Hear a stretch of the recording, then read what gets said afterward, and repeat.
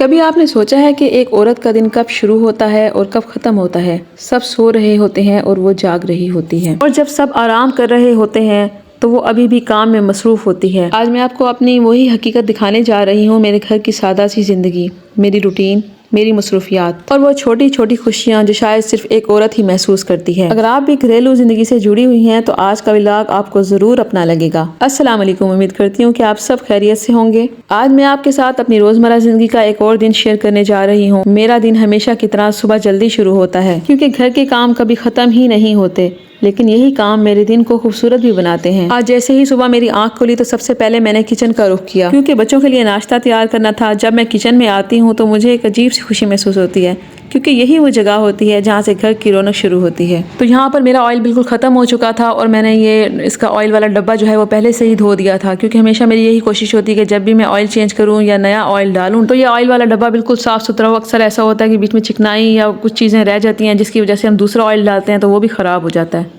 ये अक्सर black colour का हो जाता है। ऑयल जैसे ही मैं डालती हूँ तो मज़ीद जो है ना इसको सब बिल्कुल ही मैं निचोड़ लेती हूँ, ताकि बिल्कुल कोई ड्रॉप वगैरह ना रह जाए इसके अंदर। ये थोड़ी देर इसको ना दीवार के साथ लगा के इसके का जो हैंडल होता है उस तरह से उसको ना थोड़ा सा हैंग कर देती हूँ, ताकि जो थोड़ा बहुत ऑयल है वो निचोड़ के ना इसके अंदर ही आ जाए। खैर यहाँ पे टाइम मेरे पास कम था तो इसलिए फिर मैंने जल्दी जल्दी सब कुछ ही जो है ना सारे ड्रॉप्स इसके अंदर डाल दिए थे, निचोड़ दिया था और कुछ भी नहीं रह गया था बाकी इसके अंदर। बच्चों का नाश्ता बनाते वक्त हमें उनकी पसंद का खास ख्याल रखना पड़ता है कि उनको क्या चीज़ पसंद है। आटे के पेड़े मैंने ऑलरेडी ही बना लिए थे और बस तवा भी बिल्कुल गर्म हो चुका था। अब मैंने बस रोटी जो है ना वो बेल कर डालनी थी उनके लिए। मैं अक्सर ऐसा करती हूँ कि पहले जो है तवा फुल हीट पे गर्म कर लेती हूँ, उसके बाद उसकी हीट बिल्कुल स्लो कर देती हूँ ताकि तवा भी गर्म रह जाए और जब हम रोटी डालें तो वो भी ना जले। अक्सर रोटी बनाते हुए मेरी कोशिश होती है कि मैं खुश्क भी कम लगाऊँ, यानी कि उसे खुश्क आटा कम लगाऊँ, क्योंकि खुश्क आटा हम जैसे ही ज़्यादा लगाते हैं तो वो रोटी बिल्कुल सूख जाती है। छोटे बच्चों के लिए वैसे भी हमेशा सॉफ्ट रोटी होनी चाहिए ताकि वो आराम से अपने दांतों में चबा सकें। कुछ बच्चे होते हैं अब छोटे होते हैं, उनके दांत नहीं निकले हुए होते, फिर उनको खाने में मुश्किल पेश आती है। अच्छा जी, यहाँ पर मैंने तकरीबन अंडा भी फ्राई करके डाल लिया था। अक्सर बच्चों को ना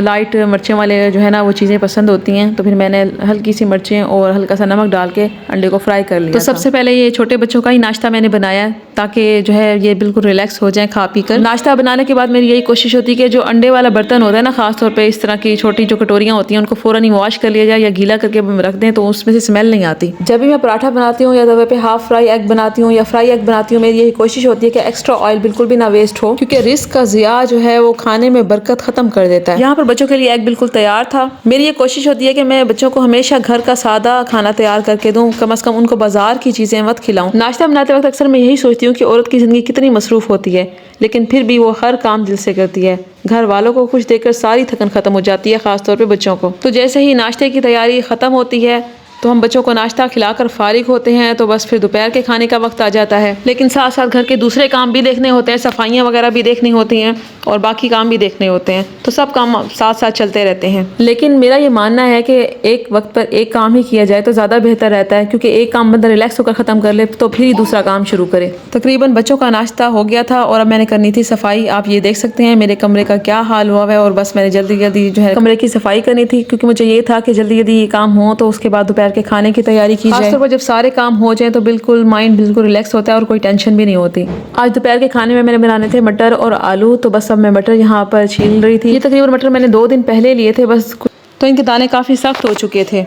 फिर मैंने सोचा कि मज़ीद ये ख़राब ना हो जाए तो इनको इस्तेमाल में ले आऊँ, यूज़ कर लूँ। मटर छीलना बज़ाहिर एक सादा सा काम है, लेकिन यही वो लम्हे होते हैं जब इंसान अपने ख्यालात में खो जाता है। अक्सर अपनी जिम्मेदारियों के बारे में या घर के बाकी कामों के बारे में वक्तन फ़ौक्तन ख्याल आता रहता है सब्ज़ी बनाते हुए। घर के काम कभी ख़त्म ही नहीं होते, एक काम ख़त्म होता है तो दूसरा पहले से ही शुरू हो जाता है। लेकिन खैर अब तो आदत सी बन गई है, इन कामों के बगैर भी ज़िंदगी नामुकम्मल होती है। और ये जिम्मेदारियाँ हमारी अपनी तरफ से नहीं होती, बल्कि ये अल्लाह ताला की तरफ से हम पर आयद कर दी गई होती हैं और हमने हर हाल में निभानी होती हैं, ख़ास तौर पर एक औरत को। अच्छा, बाज़ औक़ात ऐसा होता है कि कुछ समझ ही नहीं आता कि बंदा क्या बनाए, क्या सब्ज़ी बनाए। सबसे मुश्किल मरला यही होता है कि बस क्या पकाएं। तो खैर कुछ ना कुछ तो पकाना ही पड़ता है। अच्छा, मेरा लाइफ़स्टाइल बहुत सादा सा है, लेकिन मुझे अपनी सादा सी ज़िंदगी से बहुत मोहब्बत है। मैं समझती हूँ कि खुशी बड़ी चीज़ों में नहीं होती, बाज़ औक़ात छोटी छोटी चीज़ें भी हमें इतनी खुशी देती हैं जिनका कोई मोल नहीं होता, जिनकी कोई कीमत नहीं होती। मेरे नज़दीक घर संभालना इतना आसान नहीं होता, लेकिन जब घर वाले खुश हों तो औरत को लगता है कि इसकी मेहनत रंग ला रही है। हर दिन नया होता है, हर दिन नई जिम्मेदारियां होती हैं, लेकिन यही ज़िंदगी की खूबसूरती भी है।